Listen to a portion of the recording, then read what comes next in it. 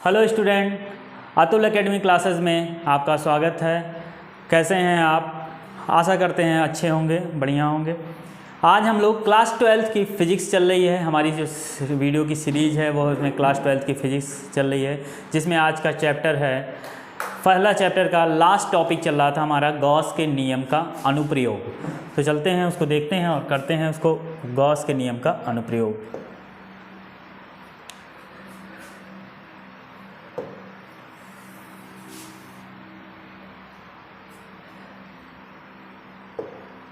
हमारा जो last topic चल रहा है इसमें गॉस का नियम चल रहा था।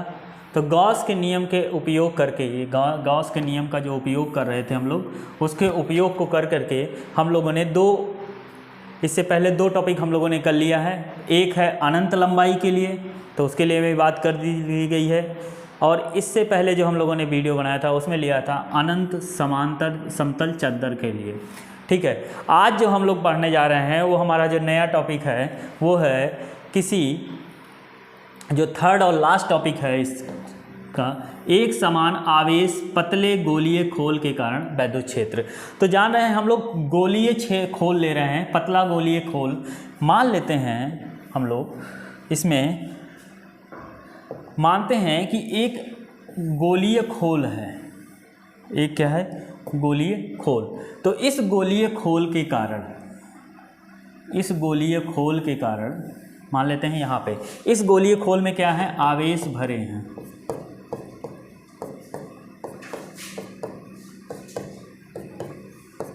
इस गोलीय खोल में क्या है, आवेश भरे हैं, जो कि सेंटर से कितनी दूरी पर स्थित है, कैपिटल आर दूरी पर स्थित है। कौन सी दूरी स्थित है, कैपिटल आर। ये हम वही सिस्टम ले रहे हैं जो आपके यहाँ पे फिगर में बने हुए हैं। ऐसा इसलिए है कि अगर आप इस टॉपिक को देख करके अपनी बुक पढ़ना चाहें तो आसानी से आपका काम हो जाए। तो हम लोग मान लेते हैं कि एक आर दूरी का, आर रेडियस का एक ठोस है, गोलीय खोल है, जिस पर हम लोग को क्या मिल रहा है, आवेश वितरित किए गए हैं।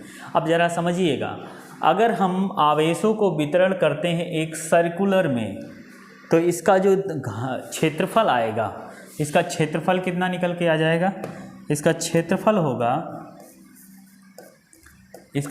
कितना आ जाएगा, क्योंकि खोल है, खोल में होगा आपका 3D आएगा, तो यहाँ आ जाएगा 4 पाई आर क्योंकि कैपिटल है तो यहाँ पे आर स्क्वायर, यहाँ पे आ जाएगा 4 पाई आर स्क्वायर।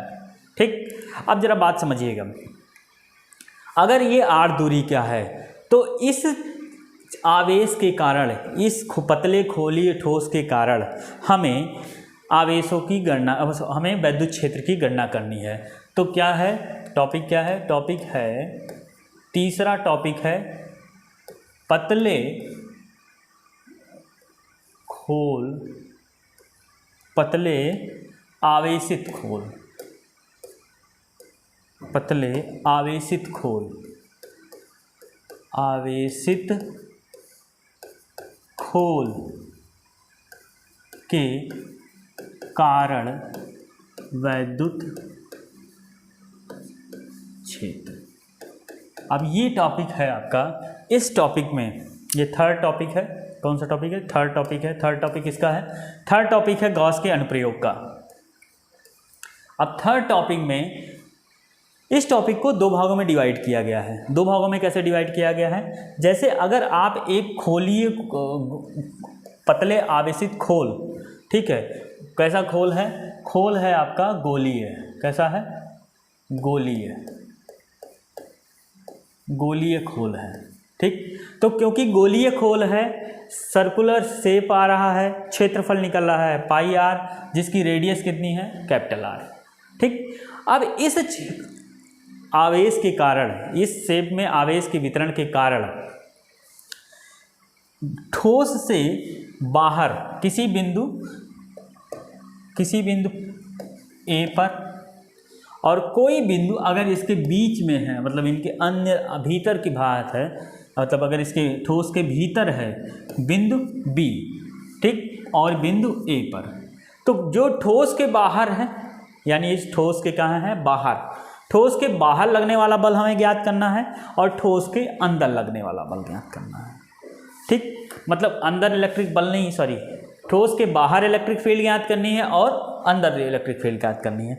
अब जरा हम इसको देखेंगे कि अगर आपको एक समान रूप से वितरित किया गया है, तो समान रूप से अगर r रेडियस पे वितरित किया गया है तो इस गोले का जो क्षेत्रफल आया है वो है पाई आर स्क्वायर। लेकिन अब हमें इसमें बाह्य पर एक बार निकालेंगे और एक बार किसके लिए निकालेंगे, भीतर। तो पहले हम लोग निकालते हैं, जिसमें पहला टॉपिक है, फर्स्ट टॉपिक कौन सा है, बाह्य के लिए, यानी बाहर के लिए वैद्युत क्षेत्र। तो ध्यान रखिएगा, अगर हम इसके बाहर के लिए वैद्युत क्षेत्र निकाल रहे हैं तो हम लोग एक यहाँ पे वैद्युत क्षेत्र की गणना करेंगे। तो इससे बनने वाला जो सर्किल बनेगा वो R है। तो हम लोग कहते हैं ये हैं कि अगर आप बाहर के लिए निकाल रहे हैं तो बाहर के लिए जो रेडियस निकल के आएगी वो रेडियस निकल के आएगी, मान लेते हैं स्मॉल r। इस रेडियस को हम लोग क्या मान रहे हैं, स्मॉल r।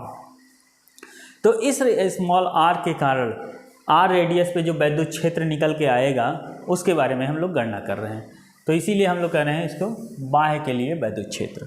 तो बाह्य के लिए वैद्युत क्षेत्र अगर आपको निकालना है तो हम इसमें गॉस का प्रयोग करेंगे। और गॉस का प्रयोग कैसे किया जाता है, तो हम लोग जानते हैं कि फ्लक्स निकालने का आपके पास दो तरीका है। एक क्या है, अतः, यहाँ से हो जाएगा अतः वैद्युत फ्लक्स फाई ई बराबर क्या होता है, हम जानते हैं फाई ई बराबर जितना इसका इलेक्ट्रिक फील्ड होगा और कितने क्षेत्रफल लगा हुआ है वही इसका क्या हो जाएगा, एरिया। ठीक, तो देखिए अब इसका फाई फ्लक्स से निकालेगा तो मान लेते हैं इलेक्ट्रिक फील्ड ई है, एरिया कितना है, इसका एरिया नहीं चाहिए आपको, ये किसका एरिया है, ये ठोस का एरिया है। ठीक, ये ठोस का एरिया है। हम इसका एरिया अगर निकालें इस वाले का, तो इसमें जो है जो आपका होगा वो होगा 4 पाई आर स्क्वायर किस गोले का, जहाँ पर आपका वैद्युत क्षेत्र है। ये किसने का है, ये है वैद्युत क्षेत्र का। किसका है ये, वैद्युत क्षेत्र का। ठीक, तो यहाँ से जो आपका फाई की वैल्यू आई, फाई ई बराबर आया है E dot 4 pi r square. ठीक, ये हो गया हमारा समीकरण 1। अब बात करते हैं कि अगर ये है गॉस के नियम के अनुसार क्या होगा, ये गॉस के नियम के अनुसार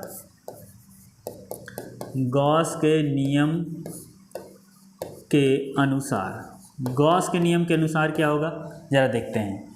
गॉस के नियम के अनुसार फाई होता है, फाई इक्वल टू होता है Q epsilon not.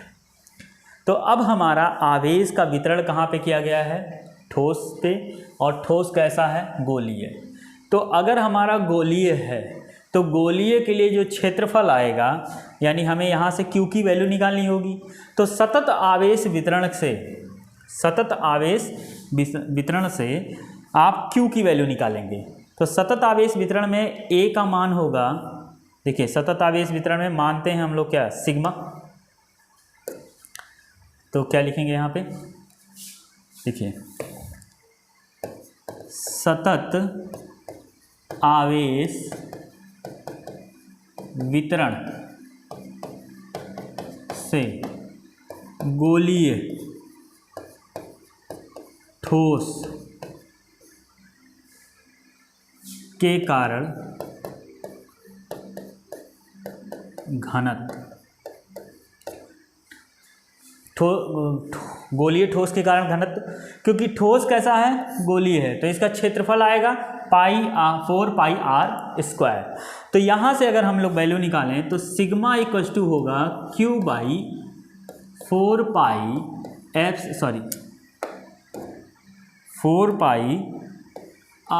Capital R square. ध्यान रखिएगा कैपिटल R क्या है, कैपिटल R है ठोस का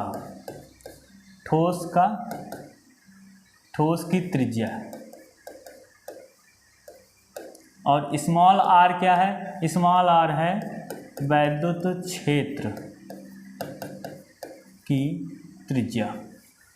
ठीक, तो यहाँ से देखिए जो सिग्मा है वो सिग्मा बराबर हो गया Q 4 पाई आर स्क्वायर। अब यहाँ से अगर हम Q की वैल्यू निकालें तो Q बराबर होगा यहाँ से सिग्मा 4 पाई आर स्क्वायर हो जाएगा, कैपिटल आर स्क्वायर, क्योंकि आप इस ठोस का निकाल रहे हैं घनत्व जो कि कितनी दूरी पर है? आर पे। अब अगर आप वैद्युत क्षेत्र का निकालते तो वो कितनी दूरी पर है? स्मॉल आर पे। तो इसलिए यहाँ पे स्मॉल आर लिया गया है और यहाँ पे क्या लिया गया है? Capital R. अब यहाँ से देखिए इस वैल्यू को समीकरण 2 में रख देते हैं। तो हमें समीकरण 2 में रखेंगे तो यहाँ से हमें वैल्यू क्या मिलेगी? ज़रा यहाँ से देखते हैं वैल्यू क्या मिली। वैल्यू क्या मिलेगी यहाँ से? फाई बराबर यहाँ से हमें मिलेगा फाई इक्वस टू क्यू की जगह हम लोग लिखेंगे sigma 4 pi r square upon epsilon not, और इसे इक्वेशन क्या मान लेते हैं?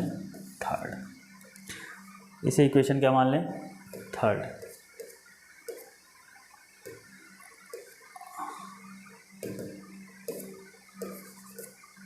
ठीक, इसे इक्वेशन क्या मान लें? थर्ड। अब देखिए समीकरण 1 से फाई का मान कितना है? E = 4 पाई। वही काम कर रहे हैं, एक बार फ्लक्स वाले को एक साइड और एक साइड गॉस के नियम से जो निकला है उसको, दोनों का दायां पक्ष बराबर है तो बायां पक्ष भी क्या होगा? बराबर होगा। और जब बायां पक्ष बराबर होगा तो यहाँ लिखेंगे समीकरण 1 तथा समीकरण 3 है भाई, समीकरण क्या है? 3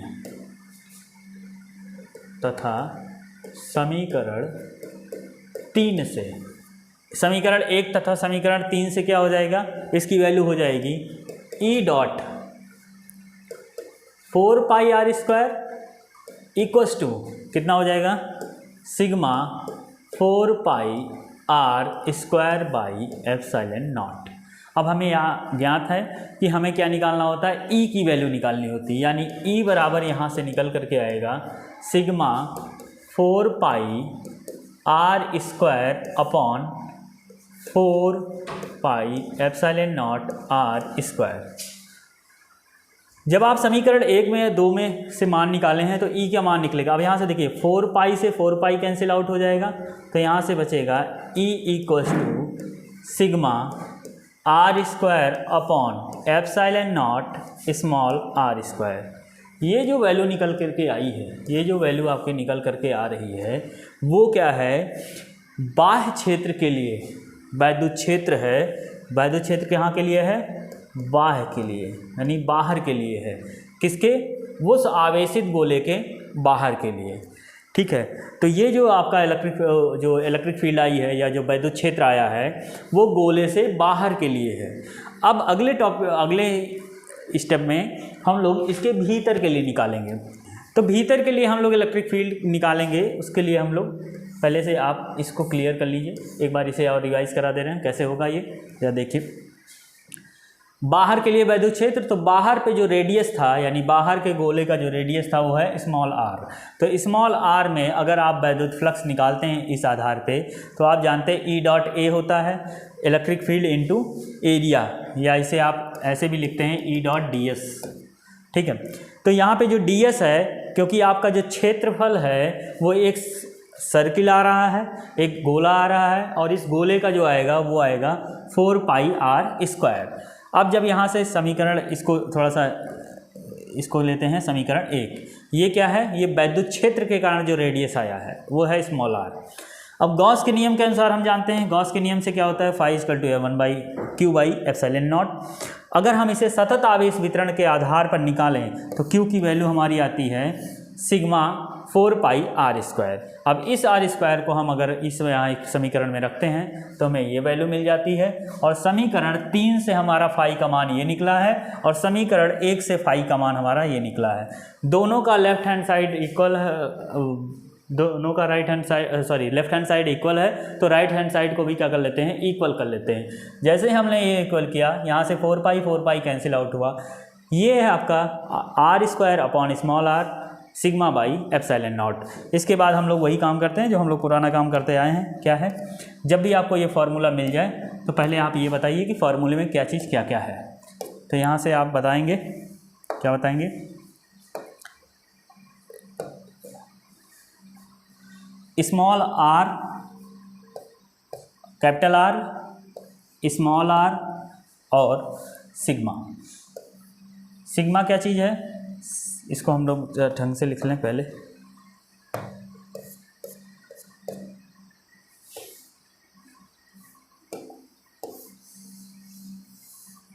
तो यहाँ पे कैपिटल आर है ठोस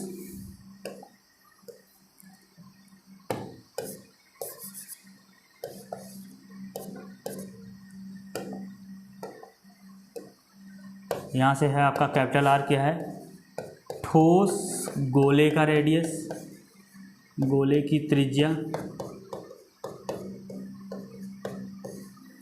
आर स्मॉल आर किसके लिए है, स्मॉल आर है वैद्युत क्षेत्र की त्रिज्या।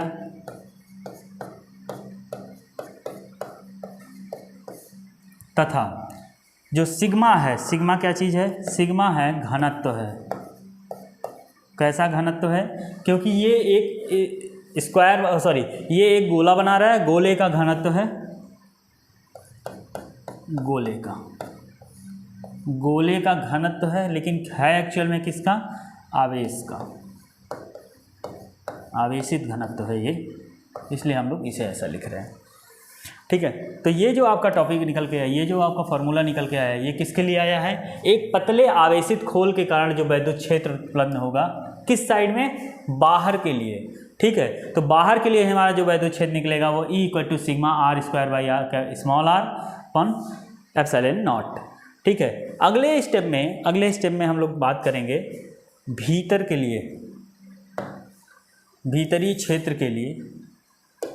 इसको आप अगर नोट करना चाहें तो नोट कर सकते हैं। अगले स्टेप में हम लोग ये बात करेंगे भीतर के लिए, तो ज़रा यहाँ से समझिएगा। भीतर के लिए अगर हम लोग निकालना चाहते हैं तो हम लोग इसको एडिट करते हैं। अब हम लोग भीतरी गोले के लिए आवेश निकालना चाह रहे हैं। भीतरी गोले के आवेश के लिए क्या होगा, ज़रा समझिएगा इसको।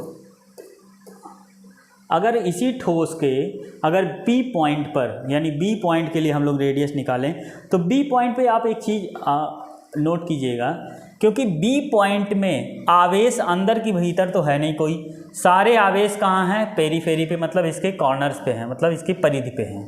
ठीक है, तो अंदर कोई आवेश नहीं है। तो अगर आप इसके लिए भीतर के लिए निकालते हैं, सेकंड पॉइंट है भीतर के लिए, किसके भीतर के लिए है, या लिखें इसको ऐसे भी लिख सकते हैं, गोलीय ठोस के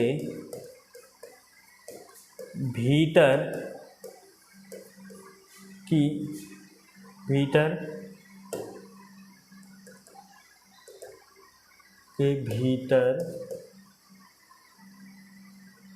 वैद्युत क्षेत्र। तो ज़रा यहाँ देखते हैं भीतर के लिए वैद्युत क्षेत्र कितना आएगा। तो भीतर के लिए वैद्युत क्षेत्र कितना होगा, भीतर के लिए, क्योंकि भीतर कोई आवेश नहीं है, यहाँ पे कोई आवेश, Q की वैल्यू क्या हो जाएगी, 0। अगर यहाँ से Q की वैल्यू 0 हो जाती है तो आपने एक चीज़ पढ़ा है, क्या पढ़ा है कि इलेक्ट्रिक फील्ड, यहाँ से जो फाई की वैल्यू निकल के आएगी वो होती है Q/ε0। इसको लिखेंगे हम लोग, कैसे लिखेंगे, क्योंकि गोले के भीतर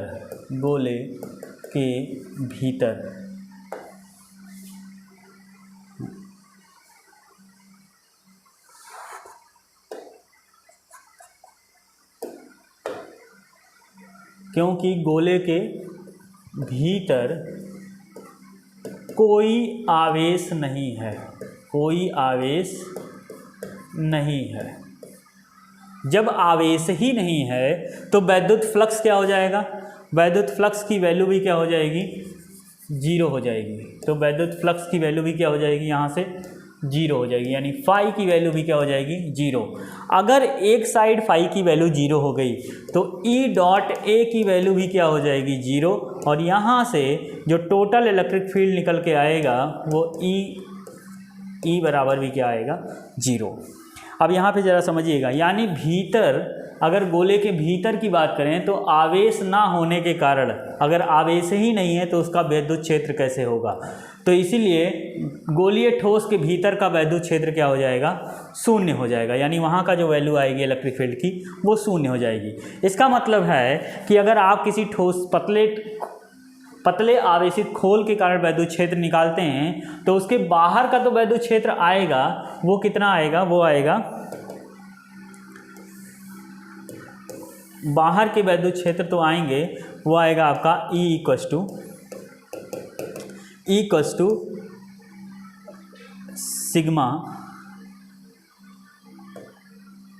to sigma capital r square upon epsilon not small r square, जहाँ कैपिटल आर गोले का है और स्मॉल आर उस गोले के कारण जो वैद्युत क्षेत्र उत्पन्न है उसका रेडियस है। तो अगर आप इस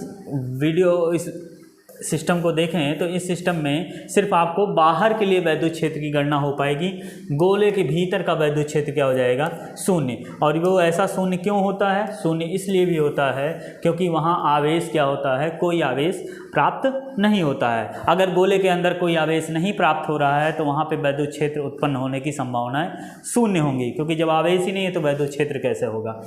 तो इस तरह से आपको इस टॉपिक का क्या हो जाता है, इस चैप्टर का यहाँ पे ये चैप्टर समाप्त होता है। ठीक है, आपको एक बार फिर से इसको रिवाइज करा देते हैं हम। बाहर के लिए कैसे निकाला गया है, सिग्मा के लिए ई डॉट ए के लिए, बाहर के लिए वैद्युत क्षेत्र जो निकल के आया है वो आया है E equals to sigma capital R by small R, जहाँ कैपिटल आर क्या है, ठोस गोले का रेडियस, और स्मॉल आर क्या है, वहाँ उसके कारण उत्पन्न वैद्युत क्षेत्र का रेडियस। तो इस वीडियो में बस इतना ही, तब तक के लिए धन्यवाद।